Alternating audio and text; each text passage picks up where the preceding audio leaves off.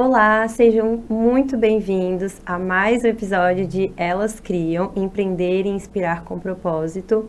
Esse é o nosso segundo episódio e eu trouxe hoje uma convidada muito especial. Coincidentemente, hoje nós estamos fazendo, esse podcast um dia antes da comemoração do Dia do Neuropsicopedagogo. Ela é essa pessoa, empreendedora, neuropsicopedagoga, palestrante, mãe de 2 filhos neurodivergentes. Ela vive, na pele exatamente aquilo que muitas mulheres sentem, que é, o desafio de poder equilibrar a maternidade, o trabalho, o autocuidado, a coragem. Então, eu gostaria de receber, muito feliz que você está aqui comigo, Fabiana Siléu. Muito obrigada por ter aceitado esse convite. É muito inspirador, ver você fazendo tudo o que você faz e você ter aceitado para esse projeto, do Elas Criam, contar a sua história. Eu acho que não poderia ter sido num momento melhor, porque a gente está nesse fim de ano, tem muitas pessoas que precisam escutar aquilo que você vai dizer para nós hoje. E eu acredito que todos nós estamos passando por processos a gente até conversou um pouco antes, de encerramentos. E eu acredito que a sua história também vai falar um pouco sobre novos ciclos. Então, seja muito bem-vinda. Por favor, eu peço que você conte um pouco mais sobre você, sobre a sua história. Graça, é um grande prazer estar aqui, Fico muito emocionada, nem lembrava, olha só, a gente faz tanta coisa, Nem lembrava que amanhã é o dia do neuropsicopedagogo, verdade, 6 de dezembro. E, como eu disse, é um grande prazer poder compartilhar um pouquinho da minha história, Quando você me chamou, você fez questão de enfatizar, eu quero muito que você vá. Sim. E, como você bem me apresentou, eu tenho 2 filhos neurodivergentes, eu sou a Fabiana, sou neuropsicopedagoga, sou terapeuta em PNL, sou coordenadora adjunta do Núcleo Fortemente aqui da CE, o Núcleo de Saúde Mental, e eu trabalho como neuropsicopedagoga há pouco mais de 10 anos, mas desenvolvendo aí toda a questão da inclusão há quase 20 anos. Uau! E eu sou pedagoga de formação, dei aula durante muitos anos, comecei na pré-escola e lá nos anos iniciais, antes mesmo de me casar, eu já trabalhava em favor da inclusão. Na minha graduação, eu trabalhava com projetos de inclusão, então a inclusão sempre fez parte da minha vida. Até quando eu me casei, eu sempre dei aula, dava aula, enfim, me casei, e aí, logo que eu engravidei, a minha primeira filha nasceu com síndrome de Down. Sim. Durante a gestação, eu não soube exatamente da síndrome de Down, há 23 anos atrás, as coisas eram totalmente diferentes do que é agora. Os exames mostraram, mas eu não sei até que ponto a minha médica estava preparada para identificar. E não a culpo, porque eu acho que é um processo, para todo mundo. Enfim, não teria feito diferença nenhuma. Quando ela nasceu, que eu soube do diagnóstico, eu trabalhava com jovens com síndrome de Down na faculdade. E a primeira coisa foi, quero colocá-la na minha barriga de volta, para poder protegê-la de tudo, de todas as coisas. Saindo da faculdade, saindo do hospital, eu já fui buscar todas as informações e ali começou um processo de inclusão dia a dia, Hoje, dizer que foi fácil, não foi fácil, Porque você tem que conviver com o que as pessoas dizem a seu respeito, te olham como coitada, Ai, coitada da Fabiana, tem uma filha especial. Especial todos nós somos, todos os filhos são especiais. Ela tem uma neurodivergência. 5 anos depois, eu tive um filho, o Lucas, o meu segundo filho. A Beatriz é a primeira filha, o Lucas é o meu segundo filho. O Lucas hoje tem 19 anos, estudante de psicologia, acabou de concluir o 5º semestre. Uau. Lucas tem TDAH, tem traços de TEA. E aí, durante esse processo, toda a situação aí durante esses anos de criação deles, eu vou resumir porque é uma história longa, não vou falar a idade. A gente gosta bastante da história. Mas assim, com certeza, durante todo esse processo de criação deles, eu sempre busquei locais que eu pudesse ver o bem-estar dela, porque até então eu não entendia exatamente o que ela precisava. Ela ia e voltava feliz da escola, eu trabalhava com adultos, então eu não tinha tanta informação sobre o processo de inclusão. Eu fui entender o processo de inclusão de verdade quando a Bia completou 4 anos, que eu percebi que a escola precisava fazer mais. Eu comecei a estudar, e aí, dali em diante, eu não parei. Eles foram crescendo. A melhor coisa que eu fiz na minha vida foi ter tido o segundo filho, porque a maioria das pessoas que tem o primeiro filho com alguma neurodivergência acaba parando ali ou com receio de ter um outro filho neurodivergente, ou com receio de não aguentar a carga, porque assim, tem um filho neurodivergente, tá, mas o que você tem que fazer? Tem uma série de terapias que você precisa desenvolver desde criança para que essa pessoa se desenvolva para o futuro. Então, quanto antes você começar o processo terapêutico, seja síndrome de Down, seja TEA, seja TDAH, quanto antes você começar, melhor ele vai se desenvolver ao longo da vida. Isso eu também falo como neuropsicopedagoga, né? Porque eu atendo crianças desde 4 anos até jovens o meu paciente mais velho tinha 36 anos. Né? Hoje não atendo mais ele, mas foi o paciente mais velho que eu atendi até hoje. Então, quanto antes... Por que aos 36 anos? Porque ele não teve o processo terapêutico na infância. Então, ele precisou fazer depois. E a Bia não era diferente. Então, a gente tinha que atravessar a cidade para participar de todas as terapias. Eu sempre morei na Zona Leste e tudo na Zona Sul. Nossa. Então, sempre atravessando a cidade. Passeio total. Passeio, né? Era uma jornada. E era quantas vezes que vocês eram todos? Era diariamente? No mínimo 3 vezes por semana. Uau, era um esforço danado. Nesse processo eu tive que escolher. Eu escolhi não parar de trabalhar, porque eu tive a rede de apoio, tinha minha mãe que sempre cuidou. Assim que a Bia fez 3 meses, eu voltei para o trabalho, terminei a minha licença maternidade, voltei para o trabalho e a Bia foi para casa da minha mãe. Só que aí eu optei por trabalhar meio período, para continuar trabalhando e levá-la nas terapias. Sim. A minha mãe eu sempre brinco que a minha mãe foi meu braço direito e braço esquerdo, né? Porque nessa fase, a primeira coisa que você pensa é, vou parar minha vida para cuidar dela. Depois de todo o processo, até os 3 meses, muita coisa aconteceu.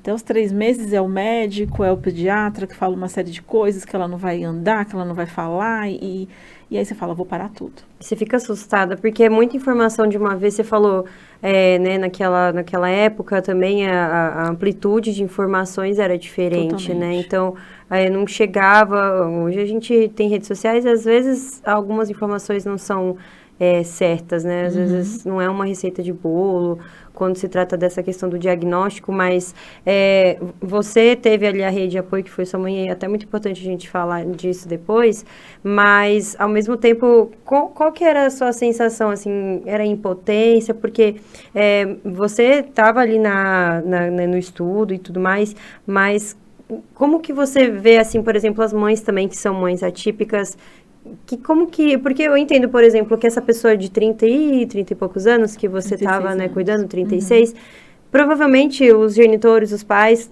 também eram pessoas que não tinham como cuidar, como lidar. E qual que era o sentimento que você teve nesse processo, né, onde não tinha esse conhecimento amplo? Como mãe mesmo, assim, não como profissional. A sensação de impotência, né? A mesma sensação que eu comentei de querer colocá-la na minha barriga de novo para protegê-la do mundo, eu acho que é a sensação da maioria dos pais, porque o que a gente ouve? Seu filho não vai crescer como as outras crianças, ele não vai fazer nada que as outras crianças fazem. Parece que é uma sentença ali, nasceu com uma neurodivergência, não vai fazer mais nada, não vai ter progresso na vida. Há 23 anos atrás eu ouvi isso. Eu ouvi até num órgão, que eu não vou dizer o nome aqui, mas um órgão que é um dos mais importantes para esse desenvolvimento acontecer. A sua filha não dá tchau, ela reproduz o movimento. Meu Deus. Opa, peraí, ela não sabe que ela... Como que ela sabe que a gente vai sair e ela vai lá e desliga a televisão e vai em direção à porta? Ela não está entendendo o que está acontecendo? Então, eu acho que o pior sentimento das famílias é esse, da mãe principalmente, né? Que gerou o filho ali durante os 9 meses, ela tem a sensação de quando o filho nasce, parece que ali foi lançada uma sentença, acabou a vida. Ele vai ficar dentro de casa, ele não vai ter uma vida normal, ele não vai ter... uma vida normal, ele não vai ter um desenvolvimento, ele não vai crescer, ele não vai se relacionar. É o que a gente... Você acha que também existem alguns pais, né, que são de crianças, pessoas atípicas, pais atípicos que às vezes colocam essas pessoas numa bolha por medo? O que você tipo, poderia passar, assim, para essas pessoas sobre essa insegurança? Porque a gente vê essa realidade até vou dar um exemplo aqui que eu vejo uma novela e o pai, né, do menino, ele fala assim, eu não vou deixar você cuidar da padaria porque você não vai conseguir, e querendo ou não é o medo do pai, e o menino fala, não, deixa eu fazer, pai, eu consigo, eu posso, eu sou adulto já, o meu irmão vive a vida dele, e por que eu não posso? É só porque eu tô aqui numa cadeira de rodas, e, enfim, ele também, né, tem aquela questão da dependência, porque eu preciso que ele esteja do meu lado, porque ele, né, ele é uma pessoa cadeirante. Não, o que você poderia entregar para essas pessoas, pela sua vivência, de não só um conselho, mas para segurar a mão dessas pessoas, deixar também... Elas mesmas precisam viver a vida delas, mas o seu filho também tem uma vidinha para viver, entende? Sim, para mim é muito importante falar sobre isso, porque foi um processo que eu também tive que aprender, né? Tirar algumas amarras que a gente acaba recebendo e permitindo que elas permaneçam, né? Então, quando você ouve essa sentença do médico, você fala, ai, mas será que vai dar certo? Será que ela vai conseguir? Será que não vai? Eu até me emociono para falar disso, porque eu dei aula há muitos anos e por um período da vida da Bia, eu consegui trabalhar na mesma escola que ela estudou. E só que eu percebi de perto que chegaria um momento que ali não seria mais para ela. Mas por quê? Porque eu passei a acreditar no desenvolvimento dela. Quando os pais não acreditam, a gente também vai contribuindo para aquilo que foi dito o tempo todo.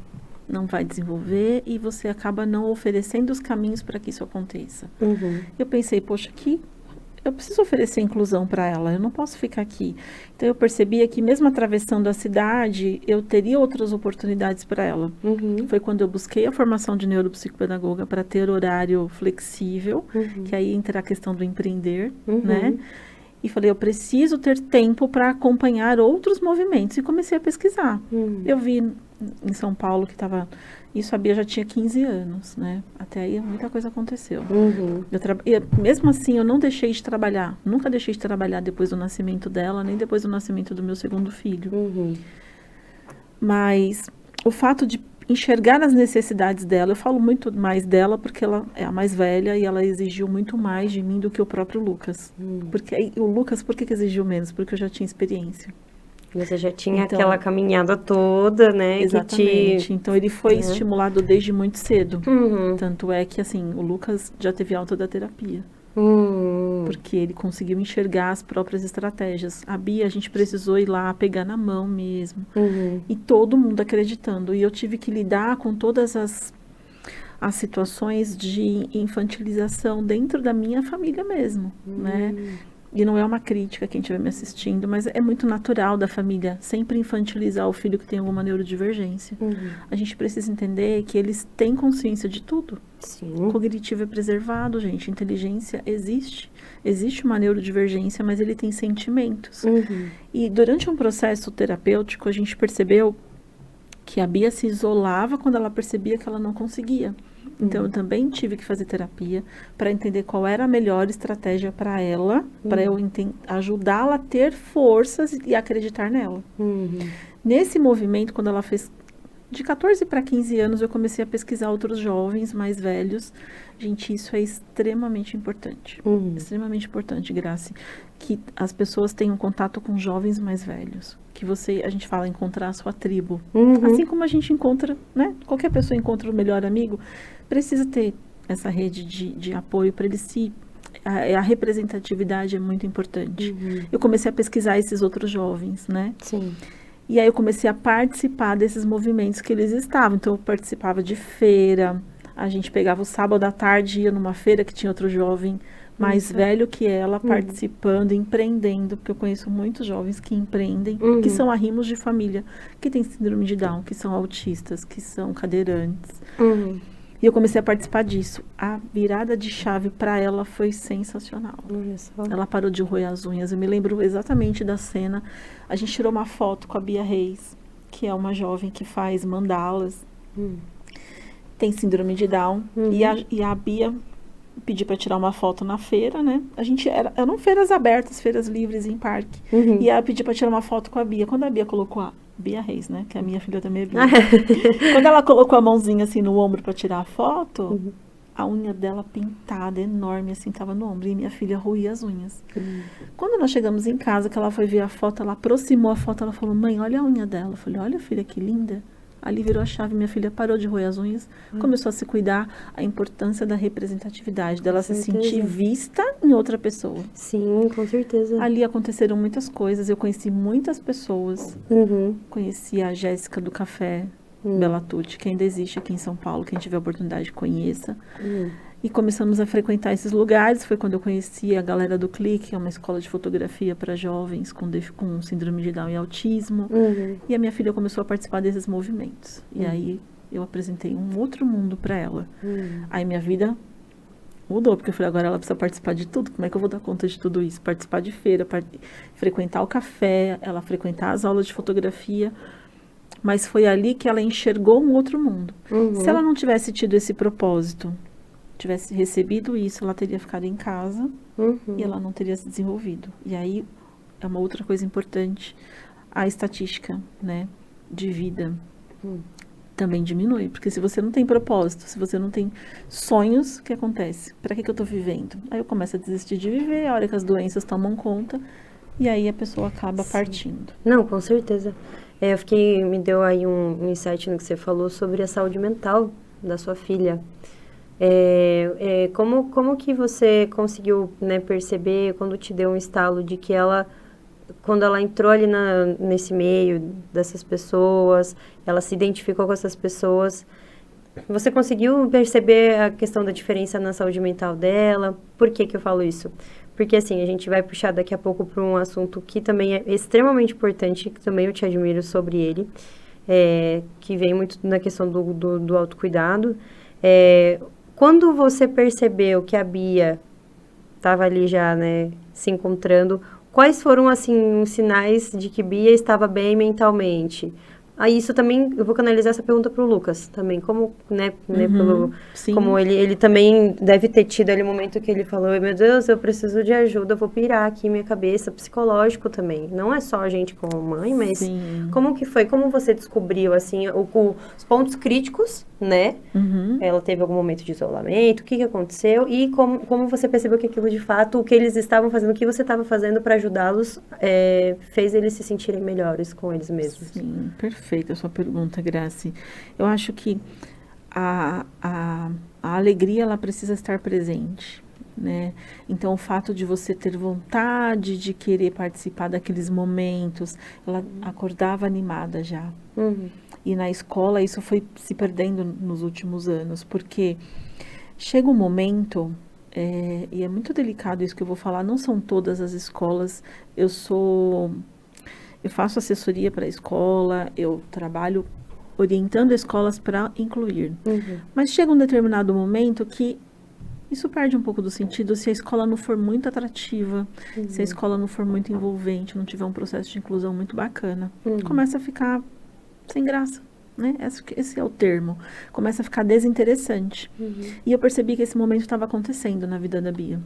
Então, eu não quero mais ir para a escola, eu não estou mais com tanta vontade de ir para a escola. E quando a gente começou a conhecer esses outros locais e ela começou a se comportar diferente, ela nunca foi tão infantilizada, mas ela começou a se comportar de maneira diferente. Ela já começou a entender que ela era uma adolescente, ela já começou a escolher as roupas de maneira diferente.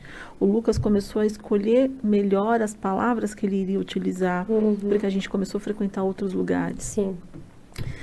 E nesse processo a gente começou também a avaliação do Lucas, porque nesse mesmo momento que houve o encontro da Bia com ela mesma, houve a identificação do irmão em relação à irmã. Foi aí que o transtorno do Lucas, né, veio à tona, o TDAH e o transtorno de ansiedade veio à tona, quando ela se enxergou como uma pessoa com síndrome de Down, porque ela sabe que ela tem síndrome de Down, e uma vez ela até disse pra mim, que pena, né, mãe, você não tem síndrome de Down, porque a autoestima dela tava, ó, lá, ó, né? aqui em cima. E o irmão, nesse momento, declinou, porque ele percebeu que a irmã tinha uma dificuldade, porque ele enxergou nos outros essa dificuldade, e aí ele começou a ficar muito ansioso. Até começou a se cobrar, porque ele pensou, puxa, eu já cobrei tantas coisas dela, né? Então, gerou aquele sentimento de culpa pra ele. Por que eu cobrei tantas coisas dela? Mas calma, filho, tá tudo bem. E aí a gente buscou o processo terapêutico, para que ele pudesse entender tudo que estava acontecendo naquele momento, porque eu nunca disse para ele, ó, senta aqui, vamos conversar, sua filha tem síndrome de Down.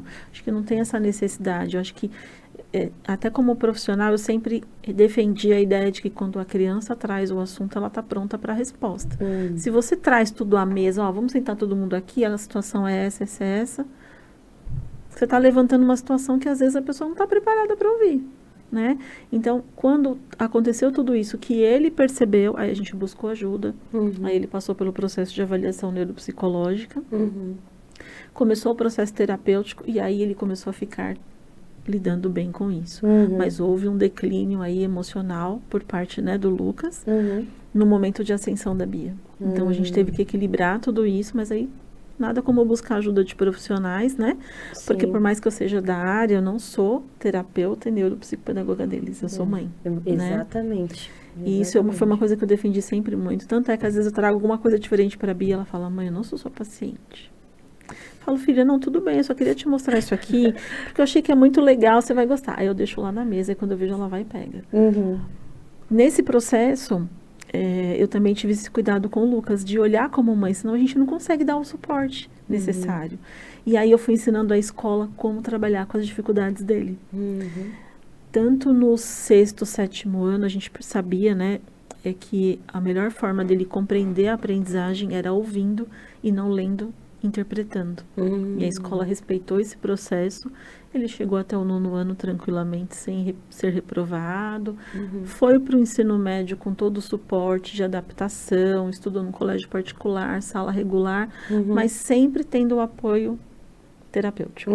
Sempre fazendo terapia. Quando ele terminou o ensino médio, ele optou, mãe, eu ainda quero fazer terapia, porque eu tenho algumas coisas que eu preciso resolver sobre mim. E neste processo ainda bem retraído. Ele tinha esse autoconhecimento a ponto de saber que ele precisava, nesse nível ali, ainda manter a terapia. Sim.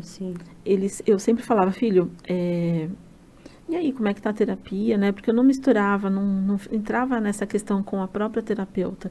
Se tivesse alguma situação que eu precisasse intervir para ajudá-la a resolver, ela me chamava no privado, mas a terapia era entre ela e ele. Então, ele foi criando as estratégias junto com ela para ir lidando com tudo isso. E adoro a psicóloga dele. Por coincidência do destino, eu conheci a psicóloga dele criança. É mesmo? A mãe dela trabalhou comigo. Meu Deus! Depois, pelo sobrenome, eu identifiquei que era ela. Eu falei, ai, gente, que mundinho desse mundo tamanho. Bem pequenininho.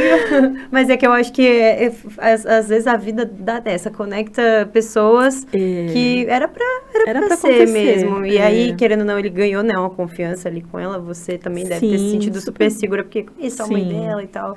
E eu até ia te perguntar, você falou que ele teve esse apoio, ele estudou numa instituição particular. Eu queria, antes da gente, né, puxar para outro assunto, falar um pouco só sobre esse assunto de políticas públicas. Como que você vê, assim, como profissional, como mãe, né, também, essa realidade, assim, porque eu entendo que existem mães que dependem de um SUS, uma instituição pública, e a gente tem ali algumas instituições, eu conheço, inclusive uma, que trabalha com crianças que têm, né, TEA. E essa pessoa que eu conheci desse instituto, ela falou assim, cara, eu preciso de gente. Porque não aparece pessoa para ajudar, ou quando tem, a pessoa já tem uma outra. Eu queria muito que você pudesse falar uma opinião, assim, se você puder abrir sobre, o que você pensa, assim, dessa base de apoio, né, ou para onde talvez essas pessoas que precisam dessa instituição pública, o que você recomendaria de fazer, sabe? É muito importante porque eu tenho certeza que algumas pessoas que vão assistir esse podcast, se não a grande maioria, são também mães atípicas, pais atípicos, ou pessoas que conhecem pessoas que vivem essa realidade, mas não tem aquele, né, momento de investimento adequado para poder colocar o filho num lugar onde ele poderia ter uma atenção a qual, às vezes, não digo que é numa pluralidade, uma instituição pública não consegue. Eu entendo que tem toda também uma questão ali, né, do investimento do governo e tudo mais. Então, se você puder dar um engajamento assim, eu te agradeceria muito. Importante, Grace. Eu acho que toda família precisa de suporte. As crianças que têm alguma neurodivergência, elas têm direito a esse suporte. Os bairros que têm agente de saúde, precisa procurar o agente de saúde, porque o posto mais próximo, ele tem todo esse suporte. Tanto a gente tem um apoio, no meu caso, com convênio médico, quanto eu tenho apoio com o posto, porque a minha filha precisa fazer parte de estatística. Não adianta eu ficar na minha casa, lá, fechadinha com ela, reclamando que o governo não faz, se eu nunca fui lá no posto de saúde para constar o nome dela, constar a neurodivergência dela, e naquele bairro ser feito algo. No bairro que eu moro mesmo, são 5 ou 6 pessoas com síndrome de Down. A agente de saúde sabe o nome de cada um deles, porque são poucos. E aí, quando a Bia nasceu, a gente já teve a visita da agente de saúde. Eu tinha convênio, mas eu queria que ela entrasse na estatística. A enfermeira visitou. E hoje, quando eu voltei para minha casa, para o mesmo bairro, quando a agente de saúde bateu na minha casa, eu fiz questão de chamá-la, a enfermeira veio. Consta mesmo lá no registro. Ótimo, ok. O que ela tem direito? Ela tem direito a isso, isso, isso. Vamos dar entrada nisso? Mesmo buscando todo o suporte. Então, acho que a primeira coisa é o apoio no posto de saúde da região, porque por conta da neurodivergência, existem direitos que devem ser aplicados, né? Para que a pessoa seja atendida dentro da sua totalidade ali. Em relação à parte da saúde, né? Porque aí, tendo apoio do posto de saúde, ele vai te encaminhar para todas as terapias, para psicólogo, para avaliação, depende muito da idade, né? E o próprio acompanhamento. E eu falo muito especificamente da síndrome de Down, também sou especialista na síndrome de Down. Me especializei nas 2 áreas, né, para poder, até para auxiliá-los, para entender e para auxiliar outras famílias com a minha experiência.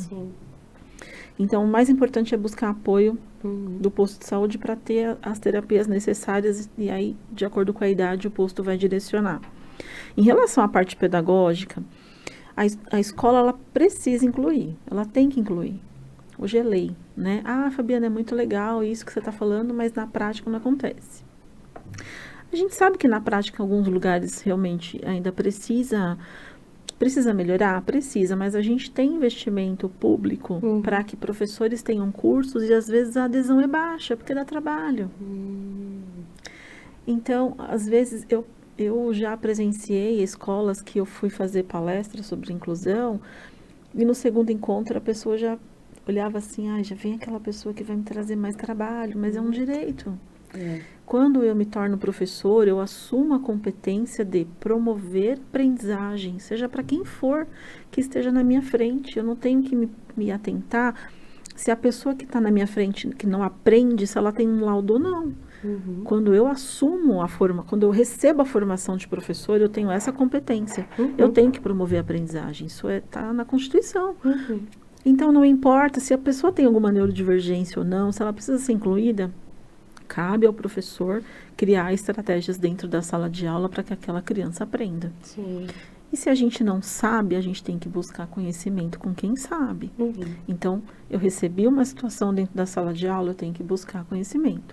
O meu filho tem uma neurodivergência e ele vai ser matriculado, ele vai para uma escola, ele precisa receber a aprendizagem, ele precisa ter ali um olhar diferenciado para que estratégias que vão facilitar a aprendizagem dele aconteçam, né? Então, Isso é super importante saber. Em relação a benefícios, tem toda uma cota, tem a questão do salário que a família recebe, é feito um cálculo por pessoa da família, para depois a gente ter direito ao LOAS ou não. Todos têm direito, todos têm direito, mas existe o cálculo que precisa ser feito. Eu me lembro que eu nunca consegui receber o LOAS porque o meu marido trabalhava e eu trabalhava por conta. Mas a renda da família não atingia. Ai, olha só. E aí você, até assim, hoje... Até o momento, não. Hoje a gente está buscando o processo. Sim. Né? Porque ela já tem 23 anos e é uma segurança para ela. Exatamente. Mas, assim, tem muitos direitos. Tem a isenção do IPVA, tem o bilhete do ônibus que você pode ter para poder, né, garantir para a pessoa que tem a neurodivergência e um acompanhante para fazer todo esse trajeto para as terapias. Então, tem vários outros benefícios que a gente precisa utilizar. Com certeza. Senão a gente não entra na estatística. Aí como é que a gente vai querer política pública? Exatamente. Não aparece, não tem necessidade. Mesmo que eu trabalhe, eu tenha uma renda, minha filha tem direito.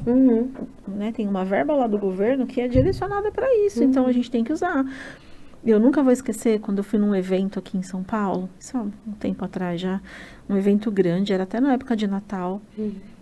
E aí tinha uma fila enorme, eu estava na fila. E eu esquecia, de verdade. Eu entrava na fila comum, não pegava fila especial, fila preferencial. E aí uma pessoa veio assim, pegou no meu braço, vem por aqui, o que está acontecendo, né? Me puxou, não, vem por aqui, mas o que está acontecendo? Não, você pode entrar por aqui com ela. Então, assim, a falta de informação naquele momento não me fazia perceber que eu tinha direito de entrar numa fila preferencial. Eu falei, mas espera aí, ela tem um irmão, ele vai poder entrar comigo? Não, eu falei, então ela não vai. Falei, aqui é uma família, não é ela. E aí eu acabei não entrando na fila preferencial, porque eu não ia deixar o meu filho lá e entrar com a Bia, né? Não tinha o menor sentido. Eu nunca vou esquecer disso.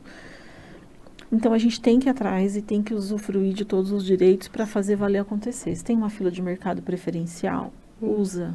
Porque o que está do seu lado vai ser psicoeducado que aquela fila é para pessoa com neurodivergência. E às vezes a pessoa que nem tem, né, uma condição de preferencial entra na fila e por que eu que tenho, né, esse benefício tem que ter, não é nem questão às vezes só de vergonha, é uma questão de direito, né, e existem também até as deficiências que não são visuais, né, que não são vistas, que são, por exemplo, fibromialgia, a doença do Crohn, né, elas não são vistas, até mesmo, e essa pessoa aqui que tem tudo certinho tá aqui porque o próprio TEA. A pessoa tá ali. Por isso a importância do cordão de identificação, né, que a pessoa utilize, porque chega num local, as deficiências ocultas, elas não vão aparecer fisicamente, não tem mudança Tem pessoas que nem usam porque não sabem, né? Acha que é só, tipo, não, é pra você usufruir também dos direitos, né? Exato. E é legal que a gente tenha puxado esse assunto, porque a gente tá falando a gente falou sobre o cuidado, né, dos seus filhos e tudo mais, e também as políticas públicas onde elas podem entrar. Só que eu queria muito que a gente pudesse falar da Fabi mãe também, Fabi, não só mãe, Fabi mulher. E aí entra também essa questão da saúde mental, né? A gente também já conversou anteriormente sobre que eu estou fazendo terapia, e eu fico imaginando você sendo empreendedora, sendo mãe, sendo esposa, e a Fabi. O que acontece com a Fabiana Siléu? O que ela faz? O que ela gosta de fazer? Será que ela gosta de comer macarrão com molho branco ou macarrão com molho bolonhesa? Então, assim, a sua individualidade. E eu tenho certeza que tem alguma coisa a ver com terapia. Você, não sei, né, como que você poderia, até onde você pode abrir isso pra gente, né, com toda essa questão que você vive. E eu gostaria que você pudesse me contar um pouco mais sobre a Fabiana Siléu mulher, assim, quais são os seus, né, as suas projeções, o que você gosta, assim, de fazer, o que você diria para uma mãe que está querendo empreender, né, como a gente tem aqui a Casa Black, né, que é, assim, eu falo, não é nem para... porque a Fabiana Siléu, porque eu gosto do seu produto, e eu acho que todo mundo que consome também gosta, porque é um produto que está ganhando visibilidade e não é à toa. Então, eu imagino que a Casa Black seja uma coisa sua, que você colocou ali, Então me conta um pouquinho mais, Fabiana Siléu por Fabiana Siléu. Ah, que gostoso! Que delícia, a Fabiana Siléu é filha da Mari e do Brito, irmã da Alessandra e do Leonardo, sou a irmã mais velha e inclusive a prima mais velha de uma fila grande. Eu já perdi a conta, gente, primos, desculpem. Mas assim, eu sou muito família. Eu gosto muito de casa cheia, de mesa cheia, de sentar na mesa para bater papo, de 2, 3 garrafas de café, porque sempre tem muito assunto. Na minha casa sempre tem um bolinho à tarde. Não é o bolinho da Graça, mas é gostoso, que eu já fiquei sabendo que é muito bom. A gente gosta de se reunir, eu e a minha família, a gente gosta de se reunir por se reunir. A gente não se reúne só no Natal e no aniversário. Nós somos criados dessa forma, né? Então a gente gosta disso, de calor humano, de bate-papo, de cafezinho da tarde. A gente inventa qualquer pretexto para se ver, né? Eu morava em Guarulhos até 3, 4 meses atrás. Então de vez em quando a gente se reunia. Aliás, a gente se reunia com mais frequência durante a semana. Aí agora a gente arrumou os pretextos para se reunir. Porque agora eu moro longe, antes eu morava perto. Então assim, tudo é gostoso, nós somos muito unidos. Os nossos pais, que são vivos e sou muito grata por eles, nos ensinaram muito isso. A ser sempre um pelo outro, né? Então a gente sempre aprendeu que sentar todo mundo à mesa, de gostar de assistir alguma coisa junto, a gente gosta muito disso. E graças a Deus os meus sobrinhos estão indo pelo mesmo caminho. A gente sente prazer de estar todo mundo junto, né? E o que eu mais gosto de fazer, gente? Eu gosto de tanta coisa. Eu adoro ouvir um rock and roll. Eu gosto de deitar na rede. Eu adoro deitar na rede, ficar lá meditando, ouvindo uma musiquinha. Eu adoro ouvir música.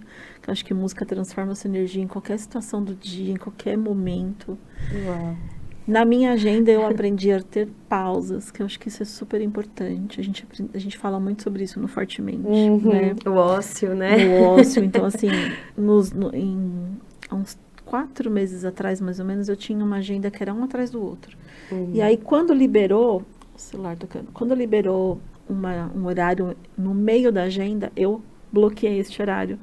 Para ter aquele momento para pegar um café, ouvir uma música, mesmo que você esteja no meio dos atendimentos, é um momento para você se reconectar. Sim, sim. Né? Então, são as pausas. A gente precisa aprender a desacelerar.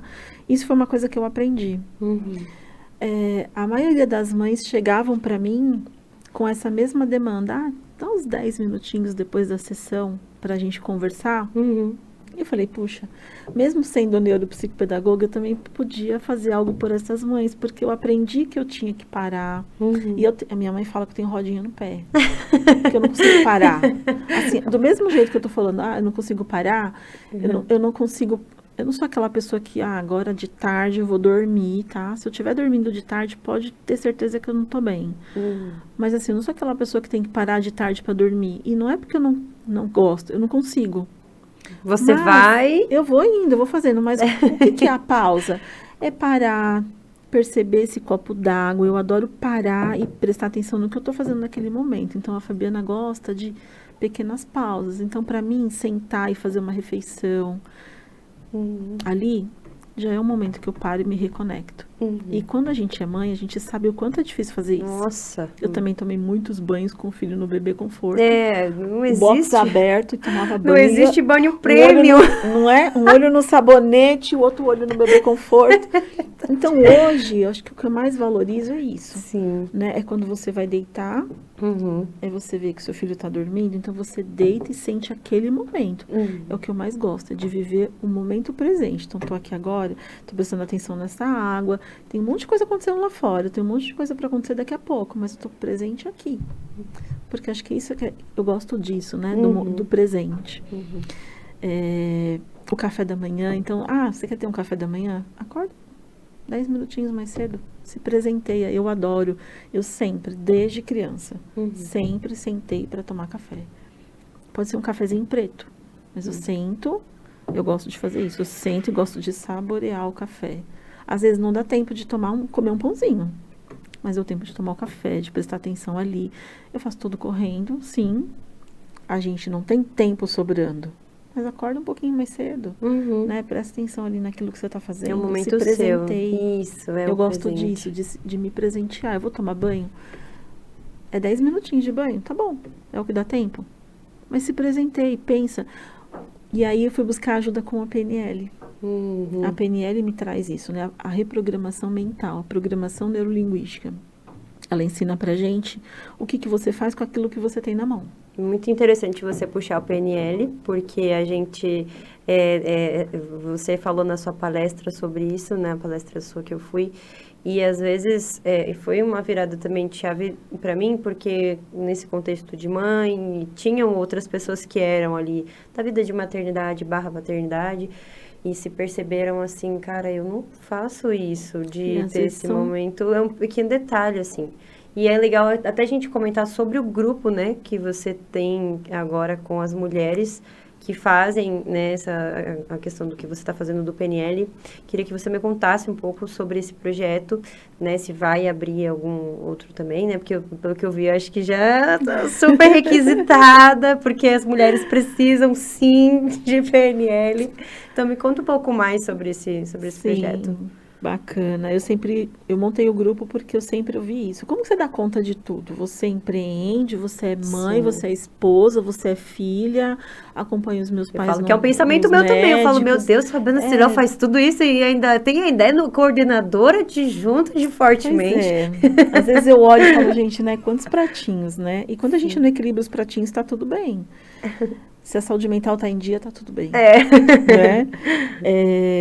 Empreender, a gente sabe que não é fácil, né? São muitos altos e baixos. E aí, quando eu busquei entender o processo da reprogramação mental, foi um processo terapêutico para mim, porque a PNL, ela primeiro precisa ser significativa para você. Se ela não fizer sentido na sua vida, você não vai conseguir ensinar para ninguém. E aí eu percebi que eu já praticava a PNL há muito tempo e não sabia. Quer começar pelo café da manhã, né? O cafezinho, né? Que você comentou. O meu mentor sempre falou isso. Você já pratica a PNL na sua vida há muito mais tempo do que você imagina, porque eu podia ter desistido de muitas coisas quando a minha filha nasceu. Eu não desisti. O que eu fiz com aquilo? Eu ressignifiquei tudo aquilo e transformei em energia para continuar vivendo.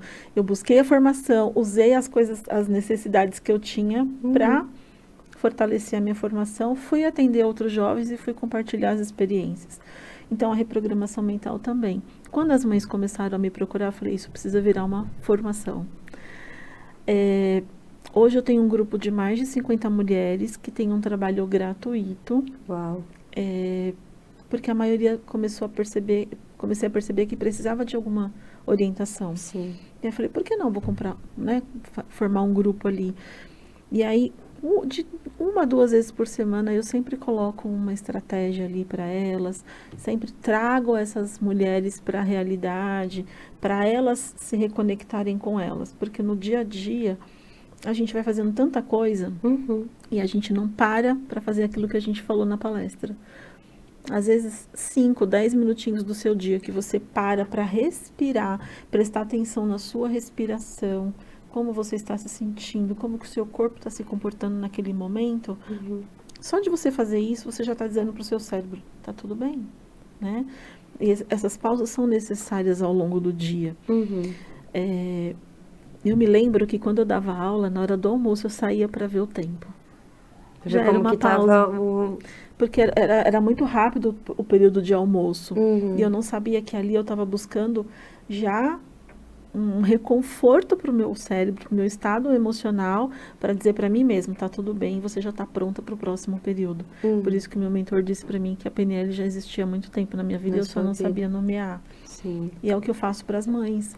A maioria das mães, não tenho só mães atípicas no grupo, né? Tenho mulheres no grupo, chama Pra Quem Cuida.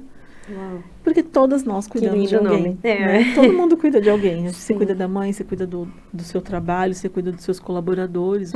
Né? A gente está aqui na casa do empreendedor. Você cuida dos seus colaboradores, você conhece o seu funcionário no dia que ele chega mais cabisbaixo. Você conhece seu filho com o jeito que ele se posiciona sentado.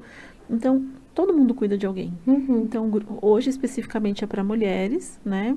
Mas eu tenho pacientes que são homens que eu atendo no processo terapêutico. Uhum.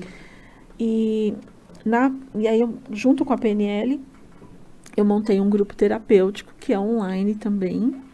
E aí, esse grupo tem um custo, né? Um custo menor, porque é exatamente para aquela pessoa que não consegue fazer a terapia individual. E a terapia em grupo, a gente dilui o valor ali e as pessoas se comprometem. Só que exige coragem participar de um grupo terapêutico, com né? certeza. Porque as pessoas acham que quando você participa de um grupo terapêutico, você está expondo sua vida, você está se expondo, e na verdade a pessoa precisa se permitir. Então, o que eu faço? Eu lanço os grupos periódicos e as pessoas decidem continuar ou não, até para elas entenderem como funciona, entender como que é. As pessoas acham que vão chegar num grupo terapêutico e você já vai perguntar da vida dela e vai querer saber tudo e ela vai ter que contar as fraquezas. É muito difícil, né, gente? Não, falar das suas fraquezas. Falar da sua própria vida já Como é que em você si. fala?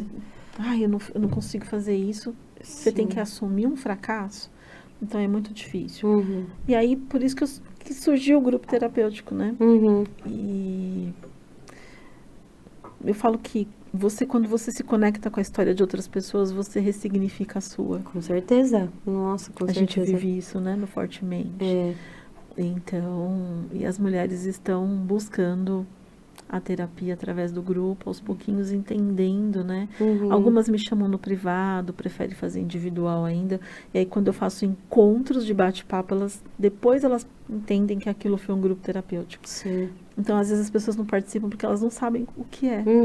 Você entende que é como mulher mesmo, esse nosso lugar de mulher, não especificamente só como maternidade, mas mulher. Como mulher. A gente tem essa... tem alguma coisa ali que fica não só pelo social, a gente tem que ficar um pouco mais quietinha, tolerar algumas coisas.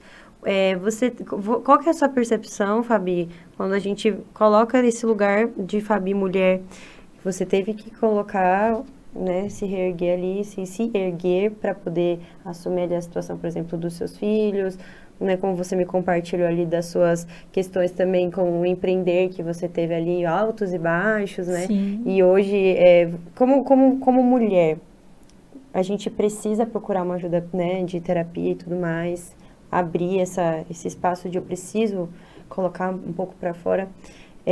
O que você poderia, assim, né, não só, tipo, vivência sua, mas experiência profissional, para as mulheres que estão assistindo esse podcast, e eu vou canalizar, né, desculpa aos homens que estão assistindo esse podcast neste momento, mas eu queria canalizar para as mulheres, pelos lugares onde a gente ocupa, que às vezes...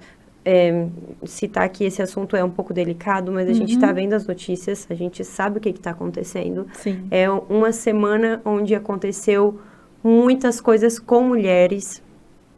O que você colocaria para as mulheres nesse momento sobre como não só se posicionar, o que a gente pode fazer para cuidar da cabecinha, onde um lugar onde a gente pode ocupar, eu quero tanto fazer tal coisa, eu quero né, fazer bolos doces, quero fazer a Casa Black, por exemplo. O que eu preciso fazer? Porque dá medo, Fabi. Dá medo. Sim. Hoje a gente tem, sim, medo de ter algumas vivências, de se privar algumas vivências. Eu queria muito a sua percepção de Fabi mulher. De verdade, seria, assim, muito importante, porque você é inspiração para toda essa vivência que você contou nesses últimos minutos para mim.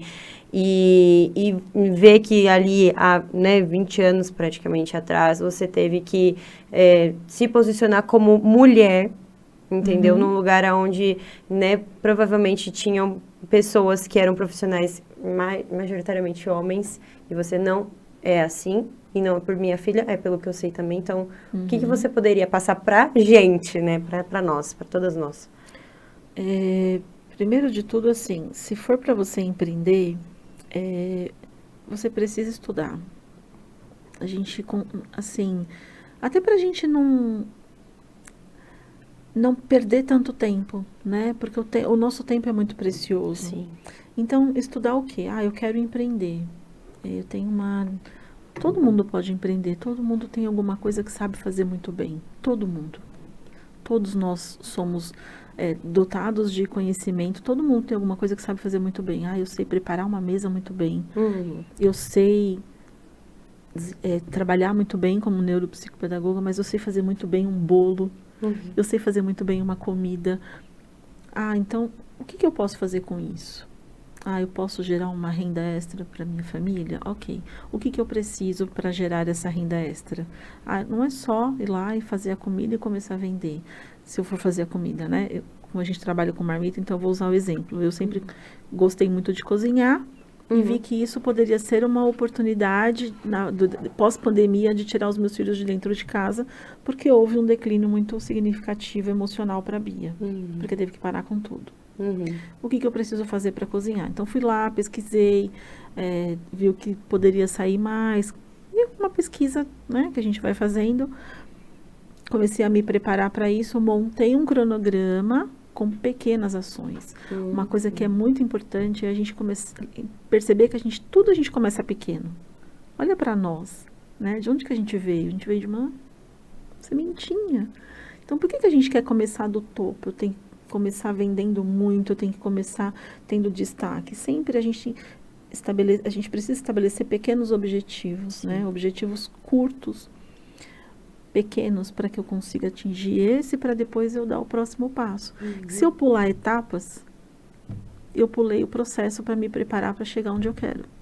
E aí eu não estou pronta para chegar lá no topo. Eu pulei as etapas. Então, se a gente começar com pequenos objetivos, a gente consegue. Uma outra coisa que é importante, eu preciso de ajuda. Uau, muito importante. Eu preciso delegar as coisas para as pessoas. Eu falo isso assim, em rede nacional. Eu sempre fui uma pessoa centralizadora. Eu tive que aprender a pedir ajuda. Para isso eu fiz terapia. Ainda tenho algumas dificuldades. O meu filho fala para mim: mãe, você sabe que às vezes eu tenho dificuldade para fazer tal coisa. Me fala. Aí a gente fez um cronograma, aí ele vai lá e executa. Mas você tem que aprender a delegar. Eu sempre tive cargos de liderança e eu não aprendia a delegar. Eu ficava tudo pegando para você. Eu ainda sou muito centralizadora, ainda estou aprendendo. Mas porque eu sempre consegui ressignificar algumas coisas. Então eu nunca enxergava que alguém estava se aproveitando ou que alguém não estava fazendo. Ah, eu estou aqui, eu posso fazer, eu vou lá e faço. Né? Mas eu acho que aprender a pedir ajuda é muito importante. Então eu preciso de ajuda. Chama alguém da família, chama um vizinho, chama alguém próximo, chama um amigo. Você está num grupo de apoio, chama alguém desse grupo de apoio, mas não se calem, né? Não guarda o que você está sentindo para você. Porque às vezes, conversando com outra pessoa, você ressignifica o que você está sentindo. A gente precisa do outro, né? Como diz a Fabi Frade, pessoas precisam de pessoas. Sempre, gente. É verdade. É importante você falar sobre isso, porque canaliza até muito pro autocuidado. Então, acho que né, dentro de toda a nossa realidade, já como mulheres, a gente tem essa mania de querer tomar o mundo para si, de uma certa forma, porque tem medo de delegar. E essa parte do autocuidado, Fabi, eu queria que você pudesse, assim, pra gente poder ir caminhando pro fim. Já... Ai, acabando. Tá tão bom esse papo, gente. Mas, assim, mais pra gente falar sobre autocuidado, porque, assim, eu sei que tem um momento onde a gente se vê vulnerável. E você também é humana. Sim. Mesmo que uma humana extraordinária, você é humana, você é uma pessoa assim que, mesmo que seja um exemplo para mim, né, para muitas outras mulheres que com certeza, né, convivem com você, você tem e teve o seu momento de vulnerabilidade. Isso é humano e isso é belo no humano. Então, nessa ciência da vulnerabilidade, ao seu conhecimento, você entendeu que você tem ali o seu momento, por exemplo, do café, que é o seu momento e é o seu autocuidado. E eu queria muito que você pudesse, né, de certa forma, falar pra gente um pouco de rotina, de vida real. Como que a Fabiana Siléo consegue se cuidar? Mas, assim, se cuidar mesmo, sabe? Eu quero fazer minha unha, eu não quero fazer nada também. Quero deitar aqui, ver uma série no Netflix. Como que você se cuida? Sim, a gente tem que se permitir, né? Esses momentos de ócio, acho que é muito difícil, né? A gente se cobra e a gente... Ainda mais quando a gente tem rodinha no pé, a gente quer fazer as coisas o tempo todo. Né? Então, a gente precisa entender que a gente precisa colocar ali na agenda, hoje eu não vou fazer isso, hoje eu não vou fazer aquilo, hoje eu vou fazer a unha, hoje eu vou fazer o cabelo. E eu tenho um grande problema com isso, porque eu cresci dentro de salão. Ah, meu Deus, aí... Aí é complicado, né? Aí tem que fazer unha, A né? minha mãe é cabeleireira. Então, assim... Sua mãe, ela é empreendedora, então minha mãe empreendeu coisa desde sempre. Vem ali, né? A gente tem filhos empreendedores, né? Sim. Como que é o nome da sua mãe? Desculpa. Mara. Dona Mara, a senhora fez filhos empreendedores, acho que deve ter aí netos empreendedores, então assim... Tem, porque os meus sobrinhos já empreendem. Empreendem, também seus filhos. Você sabe, têm... os meus filhos empreendem, então assim... Tá todo mundo ali no caminho, né? Então, Dona Mara, ela é aqui, eu vou trazer ela para Elas Criam pra gente A minha mãe sempre foi inspiração, porque eu nunca vi a minha mãe desistir. Eu vou me emocionar. Ah, meu Deus. Eu nunca vi minha mãe desistir de nada. Eu vi e meu pai sempre foi muito presente. Então, eu nunca vi ela esperar o meu pai para fazer algo que ela não poderia fazer. Olha só. Nós éramos pequenos, os 3 iam para o banco de trás do carro e ela saía para fazer as entregas dela. E a gente se divertia, porque a gente dava tchau para todos os motoristas de ônibus e os motoristas davam tchau para a gente. E era uma diversão. Então, e nisso, e até pela minha mãe ter trabalhado depois com um salão de cabeleireiro, e ela nem era cabeleireira, ela era secretária. Nós éramos crianças, a gente cresceu ali dentro. Então, nisso eu aprendi a fazer a unha, eu aprendi a fazer o cabelo. E aí a gente faz de tudo. Até trabalhar como cabeleireira eu já trabalhei. Olha só, é mesmo? Tem muita história. Meu Daí Deus. um podcast, a gente vai ter que fazer um segunda parte 2, gente. Assim. Gente, eu já trabalhei em shopping, eu via todo mundo indo embora no dia 24 e a gente lá no quiosque vendendo as coisas. Então, eu empreendi desde muito cedo. Eu dei aula muito, muito cedo, mas eu empreendi também. E então, assim, a minha unha eu gosto de fazer. Eu vou ao salão fazer algumas vezes, eu levo a Bia para fazer, mas eu gosto de fazer. É o momento que eu gosto ali de sentar, eu mesmo fazer minha unha. O cabelo eu gosto de fazer, às vezes até tingir, sou eu mesmo que tinge. Então, e é o seu momento também. É o meu momento, eu gosto, porque assim, é o tempo que eu tô me presenteando. Sim. Né? Eu entendo que eu tô me presenteando com aquilo, então eu gosto. Hoje é sexta-feira, né? O cabelinho tá preso, mas... Hoje é sexta-feira. E ficou assim, belíssimo. Eu acho que é a primeira vez que eu te vejo de cabelo amarrado. Eu sempre vejo você de cabelo solto. Eu prendia muito o cabelo. É mesmo? Eu sempre gostei de cabelo preso. Mas Mas teve um período que a minha filha só prendia o cabelo porque eu só vivia de cabelo preso. Aí eu falei, não, preciso mudar isso. Aí porque você queria ver ela também de cabelinho solto. Eu falei, não, Bia, vamos soltar o cabelo. Aí a gente uma faz escova na outra, ela me ajudava. Olha só. E aí até hoje, ela tá sempre com a unha pintada, porque eu sempre vou lá, mãe, ó, meu esmalte tá saindo, a gente vai lá, eu faço a unha dela. Se você for agora lá em casa, ela tá com a unha pintada. Gente, olha, Bia, sinto ele decepcionar, viu? Vou ter que ir ali visitar a Bia pra ver se eu ouvia, dar um Mas se você visse a Bia quando criança, a unha era na metade, assim. Então você falou com o que ela aconteceu ali naquela feira, né? Que ela encontrou e viu, também deve ter mudado ali a chave. E ela vê você também pintando a unha e acho que ela tem essa questão agora também de... É uma coisa dela se cuidar, de fazer. E que foi você que... Né? E aí, trazendo essa questão do autocuidado que está passando de mãe para filha, você viu isso na sua mãe também? Eu ia falar isso agora. De autocuidado? Se chegar assim. agora na minha mãe, ela tá com a unha pintada. Que o cabelo, assim, cabelo, né? Você já viu, você conhece minha mãe, Gente, né? o cabelão, eu falei, meu Deus, que cabelo maravilhoso. Eu nunca vi minha mãe com cabelo de outra cor. Você olha assim de longe, achei. A Mara do cabelo vermelho. No supermercado, alguém viu a Dona Mara ali, ó, cabelinho vermelho, né? Ela tem essa questão também, muito de... Não questão de vaidade, é uma questão de cuidar dela mesma. Você sempre viu maquiagem definitiva ela tem. Olha só. Então, desde pequena, assim, você via ela? Sempre vi minha mãe com cabelo pintado, com unha feita.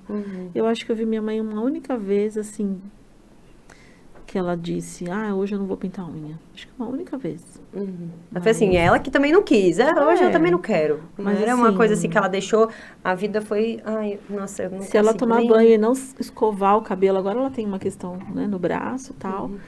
E aí a gente foi comprando outros aparelhos para ajudar, para facilitar. Ontem mesmo a gente foi ao médico e ela, ai, prendi o cabelo. Mas estava toda arrumada, toda combinando, porque ela é empreendedora, é uma artesã, inclusive, tem uma aptidão para fazer crochês maravilhosos. Ai, é mesmo. Gente, acho tão lindo crochê. E tá na moda esse bolsa de crochê, né? Aqueles biquínis, amigurumis, ela faz tudo. Também. O vestido de casamento da minha irmã foi ela que fez. Vestido de casamento de crochê? De crochê, do civil. Lindíssimo. Meninas, se vocês precisarem de crochê, Dona Maria... Só procurar Mara Artes. Ela tem perfil, assim, tem, alguma coisa? Mara Artes. Mara Artes, @Mara Artes. Isso. Eu vou dar uma olhada Coisas também. O vestido da Manu, nossa, de aniversário. Eu acho a coisa mais linda. É lindo. E eu não sei fazer uma correntinha. Mas sabe fazer um pão que é uma delícia, né? Vamos combinar, Fabi, pelo amor de Deus. Porque também tem que ter um equilíbrio na família, né? Ali a gente tem uma artesã, tem você que faz a questão da neuropsicopedagogia e pãezinhos gostosos, e, sabe? Então, tem que dar um equilíbrio, porque também tudo para uma pessoa só. Mas eu achei legal isso de você ter falado do espelho que você teve em casa, porque às vezes a gente se vê ali numa rotina e eu me coloco nesse lugar, eu conheço outras mães que, sabe, não conseguem fazer o mínimo, às vezes, de se cuidar e entender que é uma questão de eu preciso cuidar de mim para que os que estão do meu lado fiquem bem também, né? E é muito importante porque foi o que você viu. Você viu quando você cresceu, você viu uma mãe ali que, mesmo que tivesse sua vulnerabilidade, suas dificuldades, mas ela estava ali, entende? Sempre cuidando, se priorizando, né? E eu acho isso muito importante trazer para cá pro Elas Criam, porque o Elas Criam, a gente fala de empreender, de empreendedorismo, mas a gente também fala de inspiração. Então, se eu quero ser uma mulher e uma mãe que possa inspirar, né, os meus filhos a também se cuidar também, então, é isso que eu quero, né? Nós somos mães de meninas também, né? E eu quero muito, assim, que a Luísa olhe pra mim e fale, nossa, a minha mãe, ela acordava de manhã cedo, passava, assim, uma make, e aqui tá tudo certo. O André, no seu caso, o Lucas, vê assim, nossa, minha mãe já acordou, já tá tomando o cafezinho dela, o momento dela ali de autocuidado. E é isso, sabe? Eu acho que não é uma responsabilidade, é criar o legado. E eu sempre faço essa pergunta para todas as minhas convidadas antes do final, que eu gostaria de saber, Fabi, o que é o legado para você? É o que a gente deixa, né? É engraçado, a sintonia perfeita, porque você foi falando e eu fui pensando no que o Lucas fala para mim. Porque a imagem que o Lucas tem a meu respeito é o que ele vai escolher, é o que ele vai colocar à frente para escolher a pessoa que ele vai escolher para viver a vida dele, né? Então ele sempre fala, eu nunca vou aceitar uma pessoa que faça menos do que você faz para mim. Ele fala, minha rainha, você merece o mundo, mãe, você merece tudo de melhor. E às vezes ele fala, mãe, senta aqui, vai. Ele me dá colo, né?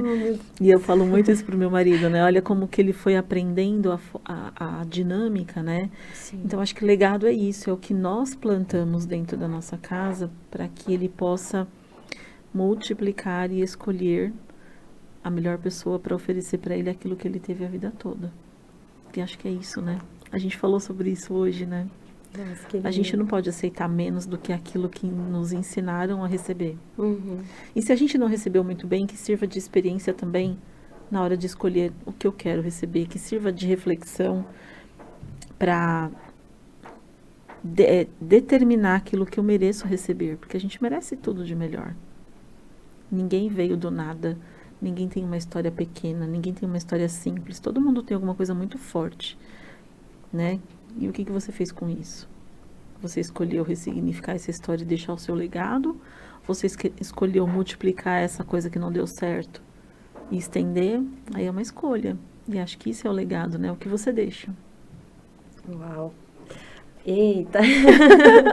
Acho que é isso. Muito lindo, porque é também entender que o sentimento, né, aquilo que a gente tem dentro também tem valor e permitir, assim, entregar isso para as pessoas que a gente convive, também é o legado. Então, é muito forte isso que você falou. E eu queria que você pudesse, para a gente poder deixar ali uma força ali para as guerreiras, que também, os guerreiros e guerreiras que assistem a gente, porque a gente sabe que empreender não é fácil, Sim. Mas assim, para as mulheres, para as pessoas que são empreendedoras ou que pensam em empreender também, eu queria que você pudesse dar um conselho final, assim, sobre a sua experiência, para a gente poder trazer esse fortalecimento, né, para esse fim de ano e principalmente para a gente poder encorajar as pessoas a começarem algo novo, talvez, né, no ano que vem. Sim. Acho que desistir nunca pode ser uma opção. A gente não nasceu para desistir. Nós nascemos para viver. Então, quando a gente nasce, a gente já recebe ali a dádiva de ter um dia, outro dia, outro dia. Então, por que eu vou desistir? O que eu vou fazer com aquilo que está acontecendo comigo? Eu não posso desistir. E quando a gente pensar em desistir, é porque a gente está precisando de ajuda. Né? Não tentar resolver isso sozinho, porque o ser humano ele foi criado para dar certo. Ele não foi criado para fracassar. E é muito importante que as pessoas entendam. Ninguém fracassa, né? A pessoa, às vezes, ela tem os altos e baixos. E quando isso acontece, a gente precisa de ajuda para entender o que está acontecendo com a gente. Precisa de ajuda, de terapia, precisa conversar com outras pessoas. Acho que o mais importante é nunca desistir, porque a gente tem uma força tão grande dentro de nós, né? Olha para de onde a gente veio e onde a gente chegou. Se a gente fizer só essa reflexão sobre a nossa história, sobre a nossa família, com certeza ali tem muita coisa pra gente entender. É verdade. É com muita tristeza no coração que este episódio chega ao final. Eu queria muito te agradecer, Fabi, por você ter aceito esse convite. Eu acho que eu gostaria que a gente estendesse assim para... Mas essa aqui vai ser uma conversa assim comigo e com ela. Vocês que quiserem conversar com ela, vocês, por favor, sigam nas redes sociais. Por favor, até vou te pedir para você falar suas redes sociais, para que as pessoas possam seguir, né? Casa Black e o seu perfil pessoal. Sim, meu perfil é Fabiana Siléu, NeuroPP, com S, Siléu, tá? Tudo junto, Fabiana Siléu, NeuroPP. E @CasaBlack, _ é a nossa confeitaria. Vocês podem me procurar lá no Instagram, que vocês vão me achar. Maravilhosa. E também, né, no Clube Fortemente, né, que você é coordenadora adjunta, que é um trabalho incrível que você faz também com a Fabi Frade. Eu queria muito, de verdade, agradecer por isso que você compartilhou com a gente, de toda a sua vivência. Eu acho que todas as pessoas que vão ouvir vão pensar o mesmo que eu penso. Sua história é inspiradora. Você traz ali um pouco de respiro, do tipo, dá pra gente conseguir conciliar, dá pra gente continuar. Sim. Existe também o PNL, né? E também as mães atípicas que precisam procurar ajuda. Depois desse podcast, eu tenho certeza que elas vão atrás, vão fazer o caminho certo dessa vez, porque talvez não sabiam nem qual caminho tomar. Então, muito obrigada de coração. Foi muito, muito especial ter te recebido aqui. Eu sei que é o segundo episódio ainda, mas eu espero, assim, talvez daqui uns outros episódios a gente ter outro com você e juntar também a Fabi e Frade, porque existem vivências, histórias que a gente compartilha, assim, que com vocês duas a conexão é muito bonita.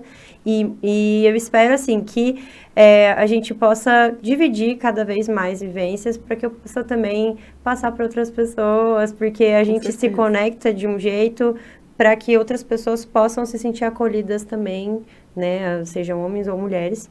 E de coração, eu acho que você é uma mulher extraordinária.